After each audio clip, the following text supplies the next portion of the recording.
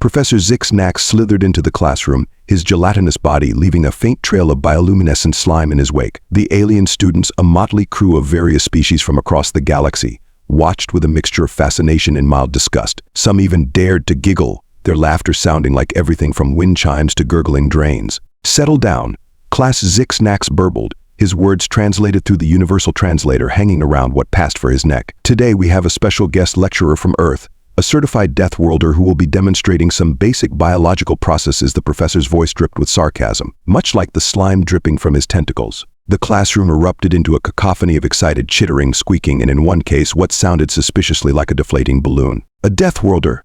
Here, I heard they eat rocks for breakfast. My third cousin's roommate's pet's previous owner once saw an Earth cat. He hasn't slept in 47 cycles." Zixnax raised 3 of his 7 appendages, calling for silence. Now. I'm sure our guest will behave, mostly. Please welcome Dr. Sarah Connor." The door slid open with a dramatic hiss, revealing a short, unassuming human female. The alien students collectively gasped, some instinctively retracting into protective shells or exoskeletons. Dr. Connor walked in, her steps echoing ominously in the suddenly silent room. "Hi everyone," Sarah chirped, her cheerful tone at odds with the terror-stricken faces and other sensory organs around her. "Ready to learn about human biology?" A brave Zorxian in the front row raised a trembling tentacle. "Excuse me, Dr. Connor. Is it true that humans have bones?" The last word was whispered like a forbidden curse. Sarah laughed, a sound that sent shivers through the exoskeletons of half the class. "Oh yes, we certainly do. In fact, that's what we'll be exploring today." Who's excited for a hands-on lesson in human skeletal structure? The silence that followed was broken only by the sound of a glip-glop fainting in the back row, its gelatinous body making a splort noise as it hit the floor. "Tough crowd," Sarah muttered, unpacking her supplies. "All right, let's start with something simple. Who wants to touch a real human bone?" The entire class recoiled in horror, some students even attempting to phase shift into alternate dimensions to escape. Professor Zixnax, ever the voice of reason, intervened. "Now, class, remember we're scientists. Surely we can handle a little death matter." Sarah rolled her eyes. "It's not death matter, it's just a regular bone. Look," she pulled out a femur from her bag, holding it up like a trophy. The reaction was instantaneous. Screams echoed through the room, tentacles flailed wildly, and more than one student began rapidly molting in distress. A Zorgax in the third row started stress sporing, filling the air with bioluminescent puffs. "Oh, for Pete's sake," Sarah grumbled, setting the bone down on her desk. "It's sterilized. And it's not even from a person, it's from a cow." This information did little to calm the class. If anything, it made things worse. You keep the bones of your food animals," a horrified Blixblack squeaked, its eye stalks retracting so far they nearly disappeared. Sarah pinched the bridge of her nose, counting to 10 in her head. "Okay, new plan. Let's talk about something less scary. How about human digestion?" The class visibly relaxed, multicolored appendages unclenching and eye stalks cautiously reemerging. "Great," Sarah beamed, pulling out a diagram of the human digestive system. "So it all starts in the mouth, where we use these things called teeth to." The screaming started again before she could finish her sentence. "Teeth," a flurbup wailed, its crystalline structure vibrating with fear. Like bones in your mouth." "Well, technically they're not," Sarah began, but her words were drowned out by the panic babbling of the class. "They grind their food with bones. How do they not shatter every time they eat? Is this why they can consume spicy food?" Professor Zixnax, who had been quietly oozing in the corner, finally spoke up. "Dr. Connor, perhaps we should move on to a less controversial topic." Sarah sighed, stuffing the digestive system diagram back into her bag. "Fine, how about we discuss the human circulatory system? Nice and simple, just a bunch of tubes pumping liquid around the body." The class collectively leaned forward, intrigued by this apparently benign subject. So Sarah continued, pulling out a new diagram. "Human blood is pumped through the body by the heart, which is basically a big muscle that." "Muscle," a quinturian shrieked, its voice modulator hitting a pitch that shattered several nearby beakers. "You mean you have a lump of meat in your chest, forcing liquid through your body?" Sarah blinked, taken aback. "Well, when you put it like that, it does sound a bit. How does it not tear you apart?" another student wailed. "Actually," Sarah said, a mischievous glint in her eye, "sometimes it does. We call it a heart attack." And the rest of her sentence was lost in the chaos that erupted. Students were climbing over each other in a panic, some attempting to squeeze through the air vents, others simply curling into protective balls and rolling around aimlessly. Professor Zixnax oozed over to Sarah, his gelatinous form quivering with what might have been exasperation. "Dr. Connor, I believe we may need to adjust our approach." Sarah nodded, watching as a Zorblat attempted to flush itself down the emergency chemical shower. "Yeah, I'm getting that impression. Any suggestions?" The professor's eye stalk swiveled thoughtfully. "Perhaps something less internal? Something visible that won't trigger their fight or flight responses." Sarah mused, tapping her chin. How about human hair? That's pretty harmless, right? Zix-Nax's body rippled in what Sarah assumed was agreement. An excellent choice. Surely even our more sensitive students can handle that. Sarah clapped her hands, the sharp sound causing several students to emit high-pitched squeals. All right, everyone.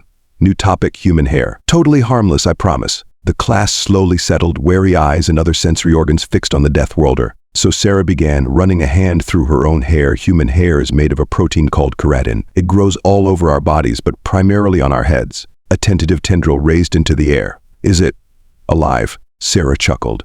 No. The hair itself isn't alive. It's produced by living cells in our skin, but the part you see is just dead protein. There was a moment of silence as the class processed this information. Then, inevitably, the panic started anew. You're covered in dead things. It keeps growing even though it's dead.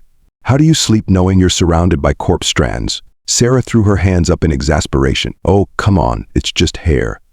Look, I'll show you. It doesn't even hurt when I pull it out.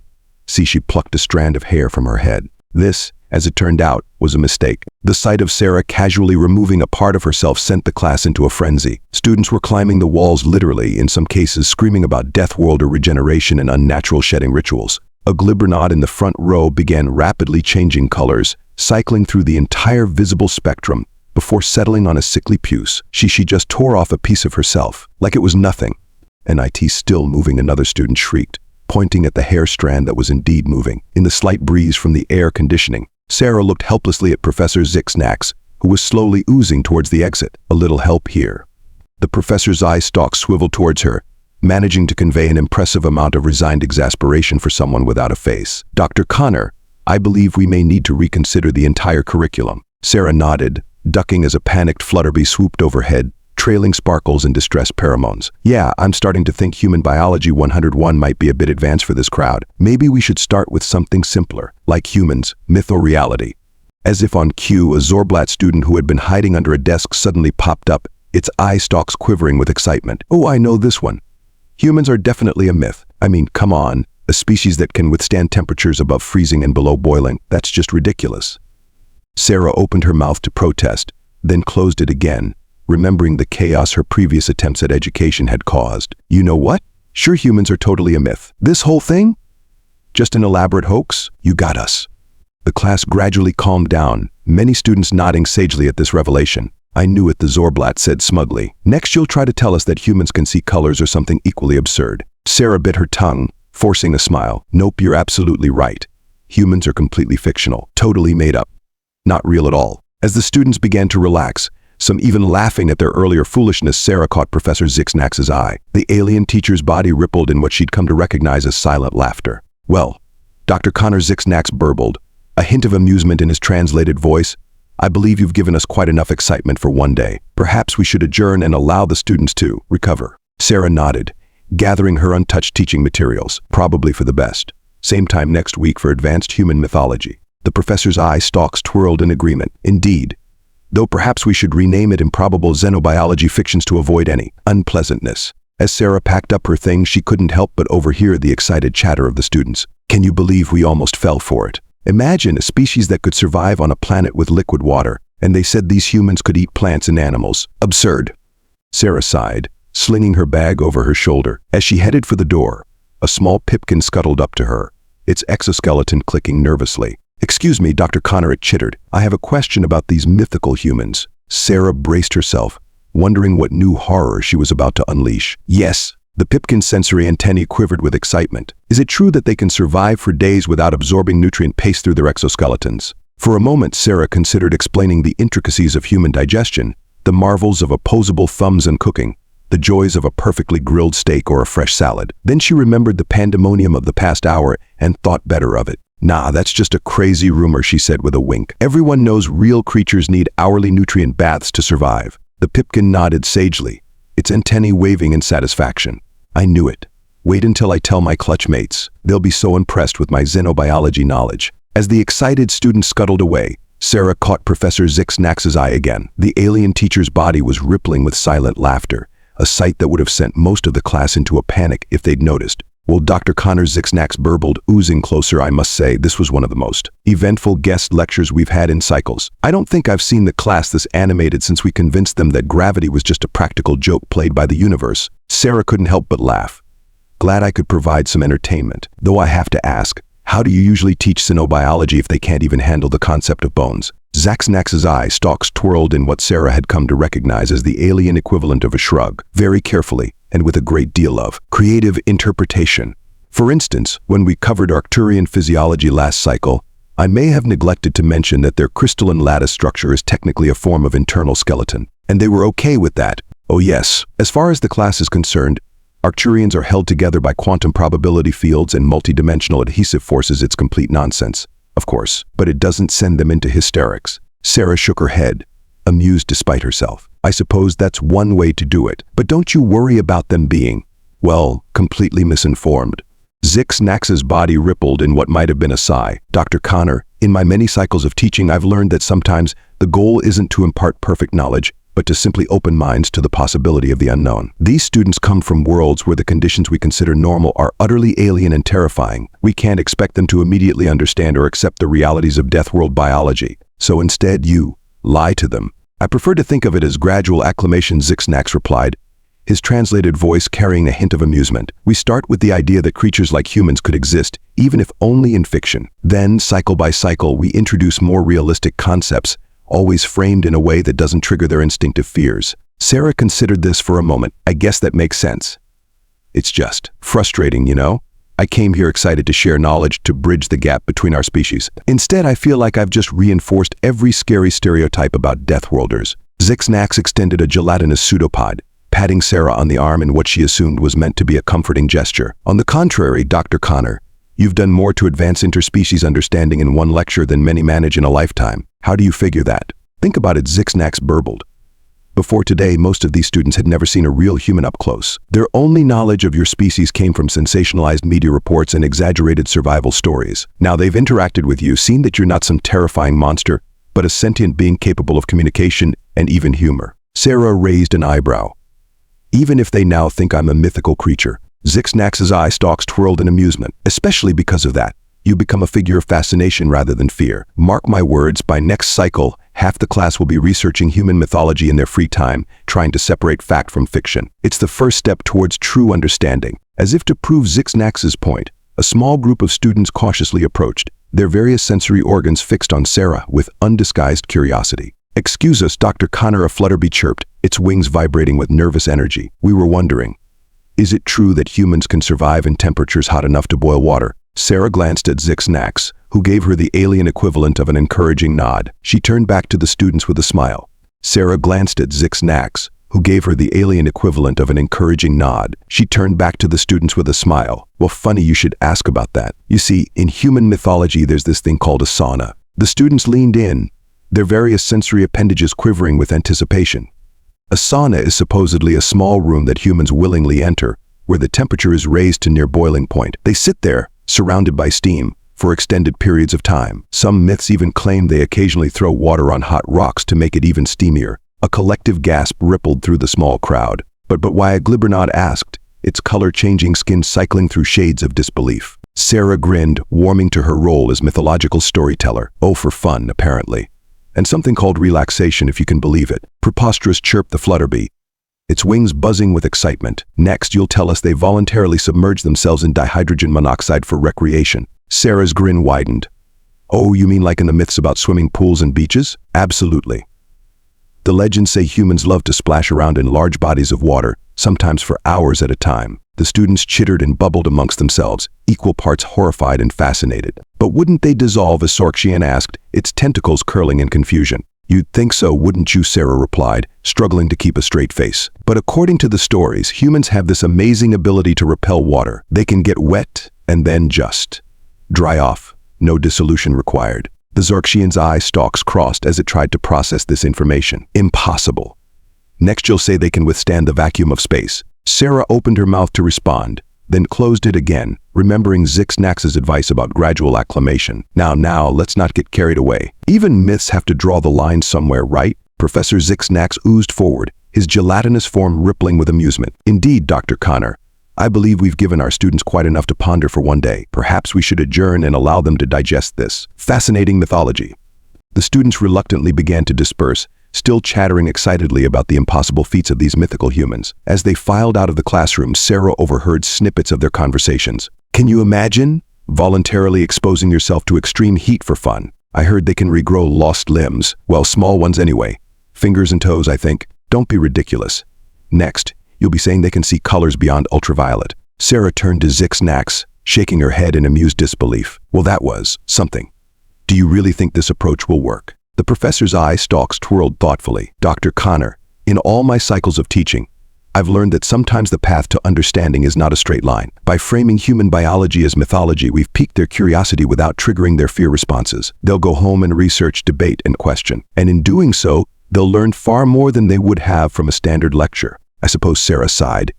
It's just frustrating, you know? I'm standing right here living proof that humans exist, and they're treating me like some sort of cryptid. Zix-Nax's body rippled in what Sarah had come to recognize as sympathetic laughter. My dear Dr. Connor, consider this. Until quite recently, most of these students believed humans were terrifying deathworlders, capable of unspeakable acts of violence and destruction. Now they're fascinated by the idea of humans as mythical beings with incredible abilities. Isn't that progress? Sarah had to admit he had a point. I guess so. But where do we go from here? I can't keep pretending to be a mythological creature forever. Patience, Dr. Connor Zix-Nax burbled. Rome wasn't built in a day, as I believe your species says. Or was it hatched from an egg? I always get those human idioms mixed up. Sarah couldn't help but laugh. Close enough. So what's next on our improbable xenobiology fiction syllabus? Zix-Nax's eye stalks twirled mischievously. Well, I was thinking we might delve into the fascinating myth of human reproduction. I'm sure the students would be intrigued by the concept of live birth. Sarah's eyes widened in horror. Oh no, no. I draw the line at explaining human reproduction to a class that fainted at the sight of a cow bone. Let's stick to something safer like, I don't know, the myth of human bioluminescence or something. Bioluminescence. Zix-Nax's body rippled with interest. Do tell, Dr. Connor. I don't believe I'm familiar with that particular human myth. For a moment, Sarah was tempted to explain that humans didn't actually have bioluminescent capabilities. But then she remembered the chaos of the day's lesson and decided to lean into the absurdity. Oh yes, she said, struggling to keep a straight face. According to legend, humans can make their teeth glow in the dark. It's a defense mechanism, you see. They bare their teeth and light them up to scare off predators. Zix-Nax's eye stalks quivered with what might have been suppressed laughter. Fascinating. And here I thought the glowing teeth were just a result of consuming too much caffeine. You learn something new every day, don't you? Sarah nodded sagely, biting the inside of her cheek to keep from laughing. Oh, absolutely. Human biology is full of surprises. Did you know we can detach our thumbs at will? It's a little-known escape technique. Dr. Connor Zix-Nax burbled, his gelatinous form shaking with amusement. I do believe you're getting the hang of this creative interpretation approach. Well, Sarah grinned. When in Rome, right? Or was it when in the egg?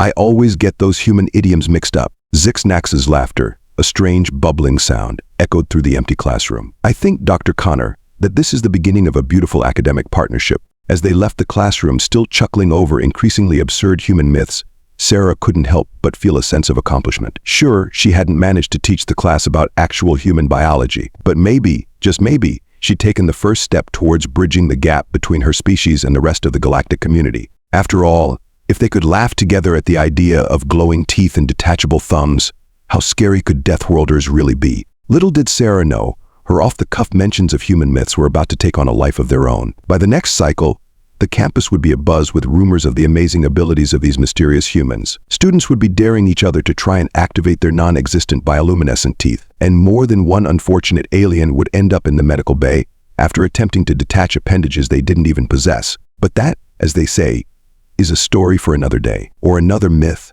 depending on who you ask. As Sarah and Zix-Nax parted ways, the human professor couldn't shake the feeling that she'd just set something significant in motion. Whether it was the first step towards true interspecies understanding or the beginning of the galaxy's most absurd game of telephone remained to be seen. One thing was certain, though, xenobiology 101 was never going to be the same again. Weeks passed, and Sarah's improbable xenobiology fictions class had become the talk of the campus. Students from all departments were clamoring to attend, eager to hear more about these fascinating mythical humans. Sarah found herself having to come up with increasingly outlandish myths to satisfy their curiosity. She told them about the human ability to regrow teeth, technically true, just not for adults. Their capacity to hold their breath for hours at a time, a slight exaggeration of free diving records, and their mysterious appendix organ that served no apparent purpose. Okay, that one was actually true. The students lapped it all up, their fear of deathworlders gradually transforming into a sort of awed fascination. Sarah often caught them whispering in the hallways, debating which human myths might actually be true.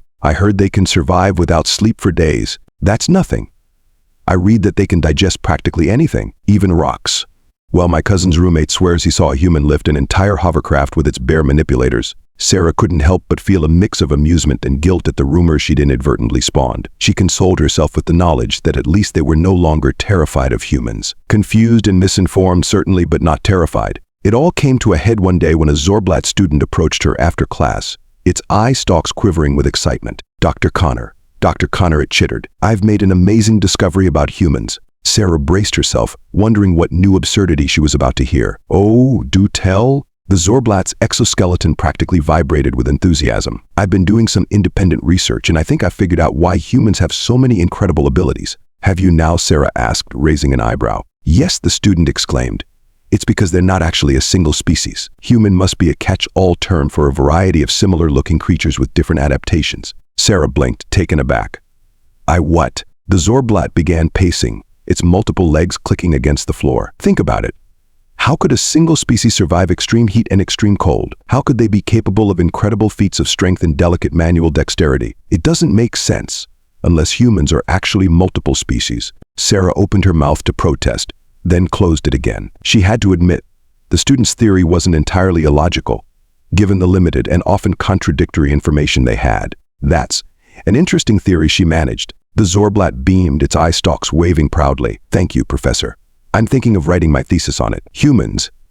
A xenobiological examination of convergent evolution in Deathworld species. What do you think? Sarah was saved from having to respond by the timely arrival of Professor Zixnax, who oozed into the room with his usual gelatinous grace. Ah, Dr. Connor, he burbled. I hope I'm not interrupting anything important. Not at all, Sarah said quickly. Our student here was just sharing some fascinating theories about human biology. Zixnax's eye stalk swiveled towards the Zorblat. Oh, do tell! As the excited student launched into its explanation, Sarah caught Zixnax's eye. The alien professor's body was rippling with what she now recognized as silent laughter. Well, Zixnax said when the Zorblat had finished, that certainly is an innovative hypothesis. Perhaps you should discuss it further with Dr. Connor. I'm sure she'd be happy to provide some insight from her extensive knowledge of human mythology. Sarah shot Zixnax a look that promised retribution, but nodded. Of course. Why don't you come to my office hours next week, and we can discuss your thesis in more detail? The Zorblat practically bounced with excitement. Thank you, Professor.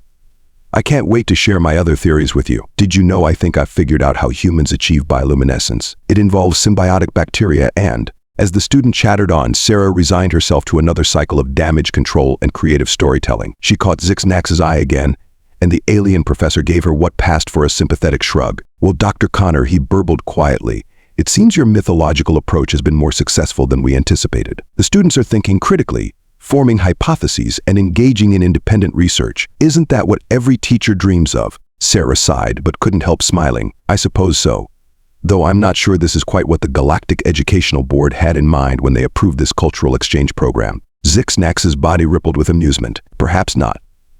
But then again, they did ask a Deathworlder to teach xenobiology to a class of students who faint at the mention of bones. I'd say we're doing remarkably well, all things considered. As they watched the excited Zorblat leave the classroom, still chattering about its theories, Sarah had to admit Zixnax had a point. It wasn't conventional education by any means, but it was certainly effective. So she said, turning to her alien colleague, what do you think? Should we tell them the truth, or let them keep believing humans are some sort of mythical superspecies? Zixnax's eye stalks twirled thoughtfully. Well, Dr. Connor, that depends. How do you feel about becoming a legendary figure in galactic academia? Sarah laughed, shaking her head. I think I preferred it when they were just terrified of me. It was simpler. Ah, but where's the fun in that? Zixnax burbled. Besides, think of the papers we could write. The mythologization of Deathworlders, a case study in xenobiological education. We'd be famous. As they left the classroom, still debating the merits of truth versus creative education, Sarah couldn't help but feel a sense of excitement. Sure, this wasn't how she'd expected her teaching career to go, but then again, nothing about life in an alien university was quite what she'd expected. And really, wasn't that the whole point of xenobiology? To expect the unexpected, to find wonder in the strange and unfamiliar, even if that unfamiliar thing was, ironically, herself. As they parted ways, Sarah found herself looking forward to the next class. After all, She had a lot of myths to debunk, or perhaps to embellish. The galaxy, it seemed, wasn't quite ready for the full truth about humans. But with a little creativity and a lot of patience, she might just be able to bridge the gap between Deathworlders and the rest of the galactic community. One ridiculous myth at a time. As the cycles wore on, Sarah's improbable xenobiology fictions class had become something of a campus legend. Students from all corners of the galaxy clamored for a spot, eager to learn about the mythical humans and their supposed extraordinary abilities. The once terrified aliens now approached her with a mixture of awe and barely contained excitement, peppering her with questions about everything from human dietary habits to mating rituals. It was during one of these now routine QA sessions that things took an unexpected turn. Dr. Connor, a blue-black student, burbled, its gelatinous form quivering with anticipation. "Is it true that humans can regenerate lost limbs like the mythical Hydra of Terra?" Sarah opened her mouth to spin another yarn, but paused. She glanced at Professor Xixnax, who was oozing quietly in the corner, his eye stalks twinkling with what she'd come to recognize as mischievous encouragement. With a mental shrug, she decided to try a different approach. "Well," she began, "that's an interesting question. What do you think? Based on everything we've discussed about human biology, does limb regeneration seem plausible?" The classroom erupted into a cacophony of chittering, bubbling, and excited alien vocalizations. Sarah watched in fascination as the students began to debate amongst themselves, drawing on the various myths they'd learned to argue for or against the possibility of human regeneration. "It must be true," as Zorgax insisted, its spores glowing with excitement. "Humans can regrow their teeth, can't they? Limbs are just bigger teeth." "Don't be ridiculous," a Quintorian countered, its voice modulator vibrating with disdain. "If humans could regrow limbs, why would they need those primitive prosthetics we've heard about? Maybe they can only regrow small limbs," a timid glip-glop suggested from the back of the room. Like those finger things they have."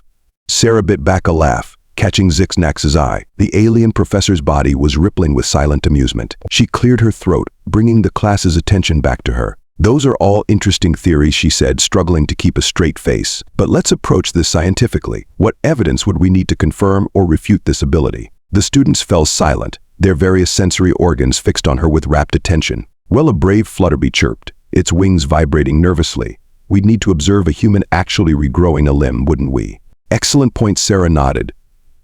"Direct observation is crucial in scientific inquiry. Any other suggestions?" We could examine human cellular structure," Sorkshin exclaimed, its tentacles waving excitedly. "If they had regenerative capabilities, surely it would be evident at the cellular level." Sarah beamed, feeling a surge of pride. Despite the absurdity of the situation, her students were actually applying critical thinking and scientific methodology. Maybe this whole mythology approach wasn't so bad after all. "Very good," she said. "Now, given what we know about human biology, or think we know, what challenges might a human face if they could regenerate limbs?" The classroom erupted into discussion once again, with students positing everything from energy consumption issues to the potential for limb regrowth to go awry and create extra appendages. Sarah listened, interjecting occasionally to guide the conversation, marveling at the students' creativity and engagement. As the class wound down, Sarah couldn't help but feel a sense of accomplishment. Yes, her students still believed in some rather outlandish myths about human capabilities, but they were also learning to question, to analyze, to approach even the most bizarre claims with a scientific mindset. After the students had filed out, still debating the finer points of hypothetical human regeneration, Xixnax oozed over to Sarah's desk. "Well, Dr. Connor," he burbled, his eye stalks twirling with amusement, "I must say that was quite the performance. I don't think I've ever seen the class so engaged in a discussion of xenobiology." Sarah grinned, leaning back in her chair. "I have to admit, it's not quite how I imagined my teaching career would go, but I think we might actually be making progress." "Indeed," Xixnax agreed. "They're learning to think critically, to question their assumptions, even if those assumptions happen to be about humans having glowing teeth and detachable thumbs." Sarah laughed, shaking her head. "I suppose that's a start, but don't you think we should start introducing some actual facts about human biology? I'm starting to worry we're creating a generation of xenobiologists who think humans are some kind of supernatural beings." Xixnax's body rippled thoughtfully. "Perhaps, but consider this, Dr. Connor. When these students arrived, they were terrified of humans. They couldn't even conceive of a species surviving on a death world like Earth now. They're fascinated by humans. They're eager to learn more, to understand how your species has adapted to its environment. By believing we have superpowers," Sarah raised an eyebrow. "By believing that incredible things are possible," Xixnax corrected. "They're opening their minds to possibilities they never would have considered before. And in doing so, they're becoming better scientists, better xenobiologists." Sarah had to admit he had a point. "So what do we do now? Keep spinning yarns about human abilities?" Xixnax's eye stalks twirled mischievously. "Oh, I think we can do better than that. How would you feel about a little field trip?" Sarah blinked, taken aback. field trip. Where? Why, to Earth. Of course, Zixnax burbled excitedly. It's time these students saw a death world for themselves, under carefully controlled conditions, of course. For a moment, Sarah was speechless. Then, slowly, a grin spread across her face. You know what? That's not a bad idea, though we might want to start with something a little less intense. Maybe a human space station. Excellent suggestion, Dr. Connor. I'll begin making the arrangements immediately. As Zixnax oozed away, already muttering about safety protocols and permission forms, Sarah couldn't help but laugh. She'd come to this alien university to teach xenobiology, to bridge the gap between humans and the rest of the galactic community. It hadn't quite gone as planned, but maybe, just maybe, this ridiculous journey through human mythology was exactly what was needed. After all, if her students could face their fears and embrace the unknown, even in the form of absurd human myths, perhaps there was hope for true interspecies understanding. And if that understanding came with a side of glowing teeth and detachable thumbs, well, that was just part of the adventure of xenobiology. Sarah began packing up her things, her mind already racing with ideas for their upcoming field trip. She had a feeling that seeing actual humans in their natural habitat, or at least their space habitat, would be quite the eye-opener for her students. As she left the classroom, she couldn't help but chuckle at the thought of her students' reactions to real human biology. After all the myths and legends they'd been fed, the truth might just turn out to be stranger than fiction. But that, as they say, was a lesson for another day. For now, Sarah had a field trip to plan, a class full of excited alien students to prepare, and a galaxy full of misconceptions to slowly, patiently unravel. Who knew? By the time this was all over, humans might just find themselves with some enthusiastic new allies in the galactic community. Allies who might still believe humans could detach their thumbs at will, but allies nonetheless. And really, in the grand scheme of intergalactic relations, was that such a bad thing? With a spring in her step and a smile on her face, Sarah headed off to start planning what was sure to be the most interesting field trip in the history of xenobiology. The galaxy, it seemed, wasn't quite done surprising her yet.